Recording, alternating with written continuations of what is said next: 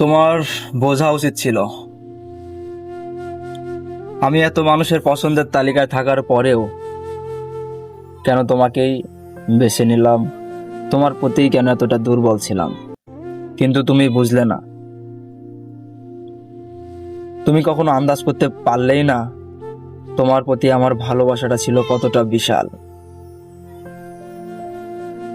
আমার ভালোবাসাটা ছিল মহাকাশের মতো, সীমাহীন, অগাধ, অনন্ত। স্বার্থের এই পৃথিবীতে আমি অন্তর থেকে বলতে পারি, আমি তোমাকে ভালোবেসেছিলাম নিখুঁতভাবে, নিঃস্বার্থভাবে।